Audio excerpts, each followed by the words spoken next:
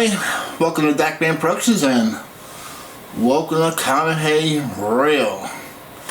So for this video we'll be celebrating America's 250th anniversary on July 4th, 2026. Now I want you guys to bear with me for this video.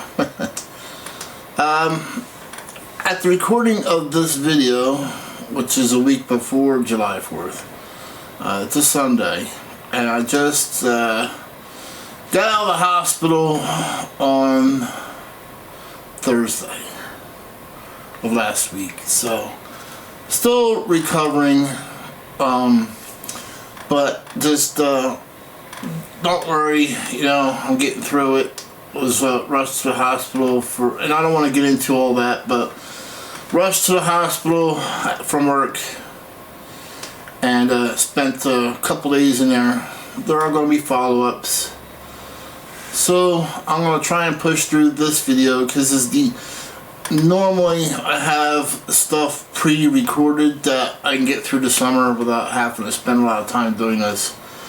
And I was just getting ready to do this July 4th video to pre-record it, and it basically I felt ill before doing that. So if I seem not myself, that's why. So I'm trying to take it easy and just take my time doing this. So this may be a little drawn out, but hopefully you guys understand. So don't worry, right now I'm doing alright. It's just recovering and just pushing myself through this video. I plan on relaxing most of the summer, so I do have quite a few pre-recorded videos that I did already that'll push me into, I believe, August or September, somewhere in there. So I hope you enjoy those. Once again, those are pre-recorded, meaning I record videos as I get time. I don't know how I got myself into this situation, but I seem to be putting videos out every weekend. I'm going to stop after this hospital thing and my health. I'm going to stop doing that. I'm not going to be, you know, sorry, I hate to say it, but I'm not going to be putting out videos every week. It's just too much at my age and work, and I guess it all caught up to me eventually, I guess you could say. So maybe once or two a month, and that's gonna be it. I need to enjoy what I have left in life. Most of the time I'm putting out videos and ignoring things that need to be done on Conrail, and that's not good either. There's a lot of things I need to catch up over here, so I just want to let you guys know that the next set of videos are set for every 2 weeks. They're all pre-recorded before I got sick, and after that I'm definitely coming back, you know, 1 or 2 a month, and that's going to be it. Unless there's back-to-back train shows, then that's a whole different thing. I'll try and catch up on that. But I just want to explain why I'm not, you know, my enthusiastic self right now. But anyway, so let's get through this, and then for July 4th I'm just going to sit back, kick back, enjoy the holiday, maybe do a couple things down here if I'm feeling well enough, and enjoy my trains, because I have to enjoy my trains too. So once again, the video is going to be, you know, we're celebrating America's 250th anniversary, which is why I had this shirt on, which as you can see doesn't fit because I laid in the hospital and gained weight. Usually you lose weight in your hospital, but I seem to have gained it. I don't know. So hopefully I get that off and fit in this shirt a lot better than I am now. But I wanted to create this video also to celebrate the Conrail Bicentennial locomotives that were done, that were specially painted. So we'll talk about that because people only, when you think about Conrail Bicentennial, they only going to think about the GG1 number 4800, which was a cool piece, and we'll be running that today, by the way. We're going to make a Bicentennial run to celebrate 250th. So also, you know, we celebrated Conrail's 50th anniversary this year, so that was like two parties in one. The other locomotive that people may be familiar with is Conrail number 7776. That was also painted into a Bicentennial paint scheme. That was a Conrail GP38-2. But let's talk about the ones that people are not familiar with, and we'll go from there. Conrail 1776 is a General Electric U34CH locomotive that Conrail operated in 1976 to celebrate the United States Bicentennial. Known as a Bicentennial unit, the locomotive featured a striking red, white, and blue paint scheme. It was originally owned by the Erie-Lackawanna Railroad number 3351 before being absorbed into Conrail. It operated on the commuter lines running in and out of Hoboken Terminal in North Jersey. As Conrail exited the commuter rail business in early 1980s, the locomotive and its fleet were transferred to New Jersey Transit before eventually being retired. Next up, we have Conrail number 3351. Also a General Electric U34CH used for commuter service. Now, on one note, Conrail had two locomotives numbered 3351, a EMD GP40-2 freight locomotive and a General Electric U34CH commuter locomotive. Number 3351 was a General Electric U34CH that produced 3,430 horsepower. Originally built for Erie-Lackawanna, it was numbered 3351 to pull commuter trains in New Jersey. After a 1974 wreck, it was sent to General Electric for repairs and returned painted in a striking red, white, and blue Bicentennial paint scheme. The U34CH fleet was retired from passenger service by New Jersey Transit in 1994. Locomotive number 3351 was eventually sold for parts or scrapped after its long, iconic commuter career. Next up, we have Conrail number 3632. It was an EMD SD45. This locomotive was built in May of 1968. It was an EMD SD45. And is famous because Erie-Lackawanna painted it in a striking red, white, and blue Bicentennial paint scheme for the nation's 1976 celebrations. When Conrail was formed, it kept the number 3632 for a very short time. It was later patched and renumbered to Conrail number 6097, while still retaining the Bicentennial colors. After being retired as a road unit, this specific locomotive was repurposed into a stationary EMD engine testing platform, which Conrail designated as the Q1. Then we have Conrail number 6669. It was an EMD SDP 45. Conrail number 6669 was an EMD SDP 45 diesel electric locomotive built in 1969. Originally it was Erie-Lackawanna number 3638. It was painted in a special red, white, and blue Bicentennial paint scheme.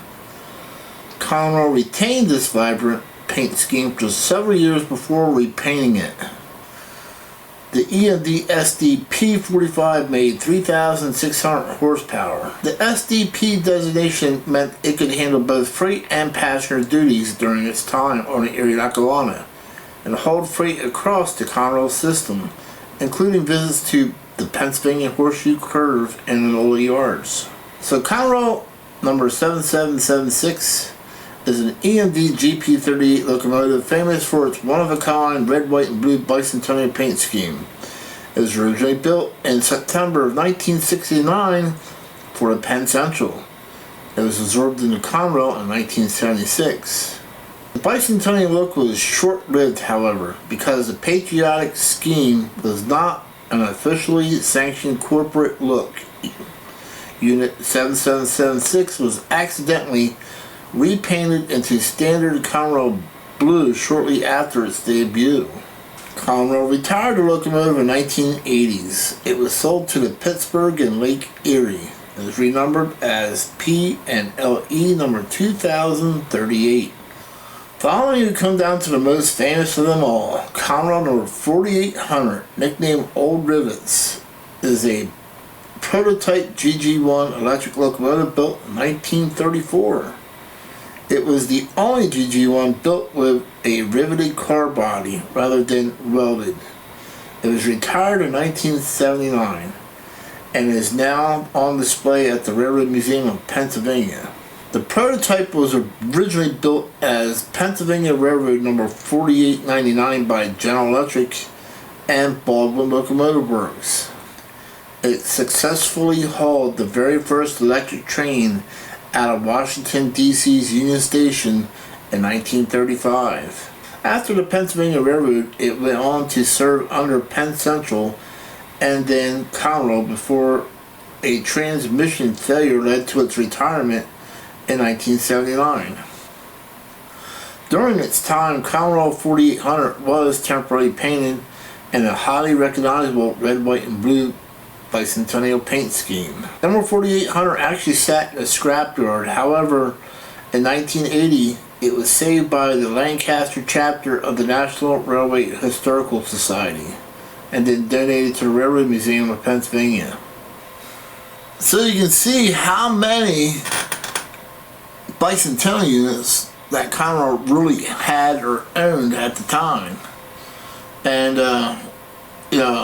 just to show you how old I am, yeah, I was around for the bicentennial celebration as well.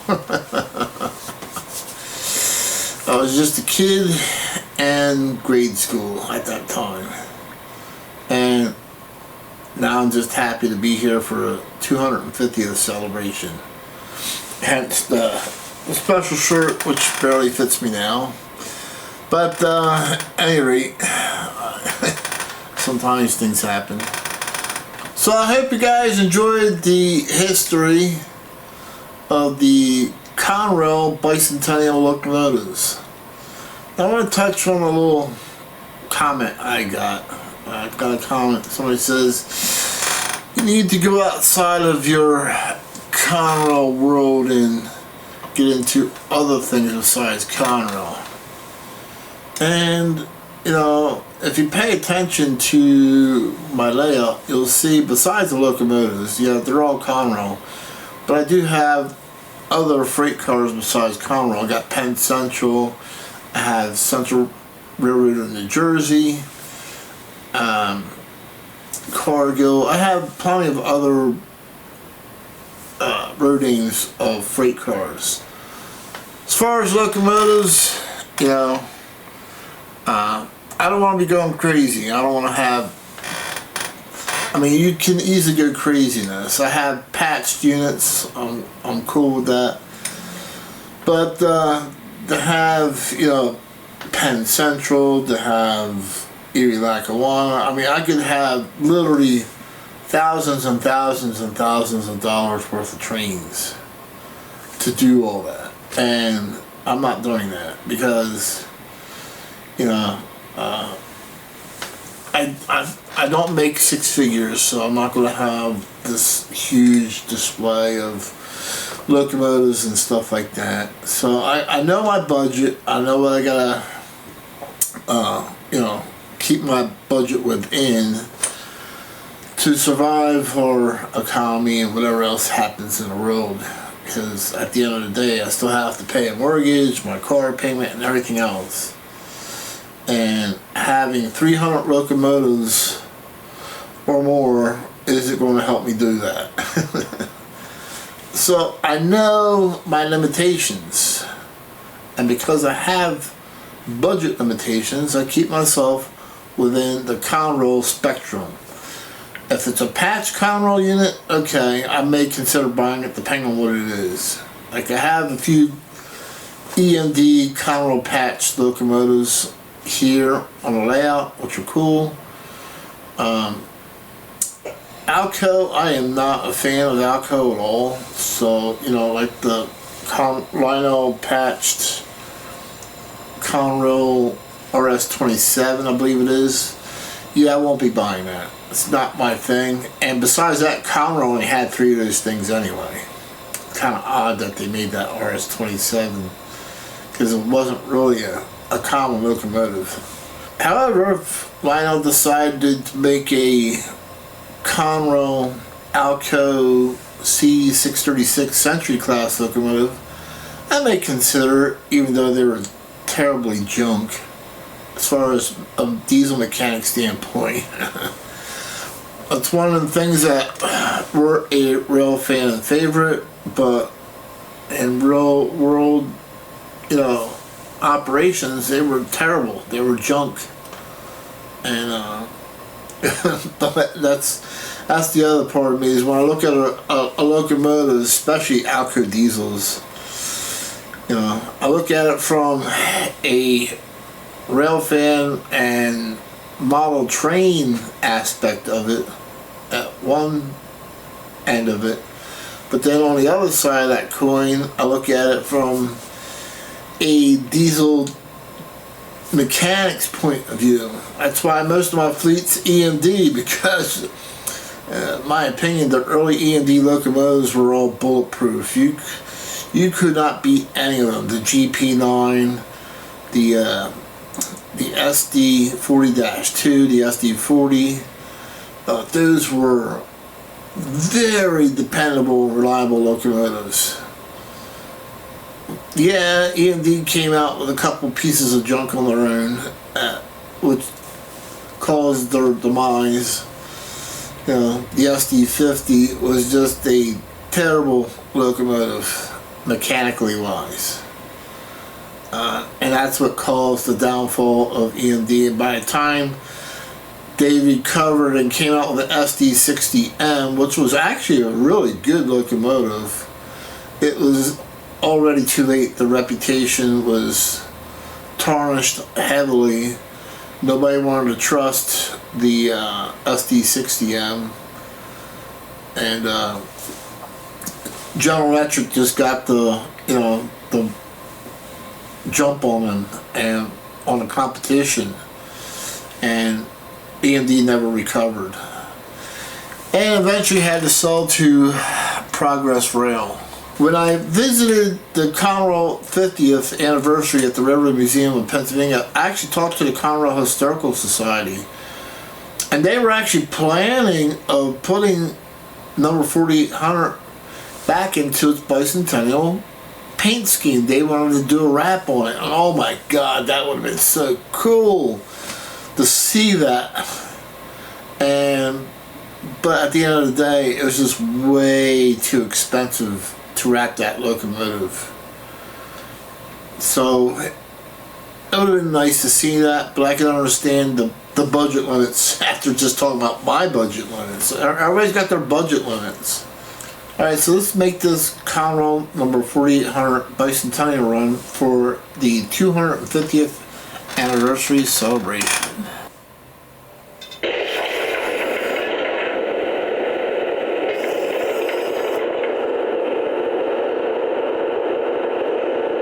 Full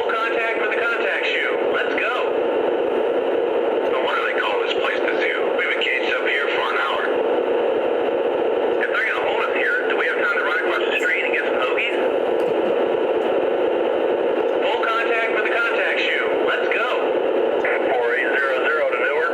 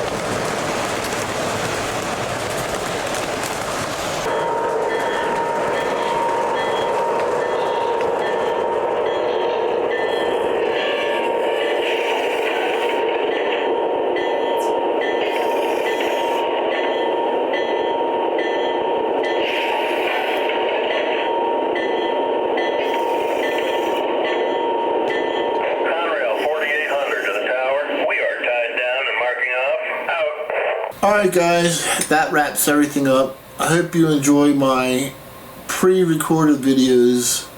Again, they're all pre-recorded. I had them all pre-recorded up until August, September, somewhere in there. I spread it out every 2 weeks, so please watch them and like them, because it's the only way that I can keep the channel going. And until next time, next show, hopefully I'm feeling better by then. We'll catch you guys at the next event, next train show. We'll catch you trackside. Goodbye.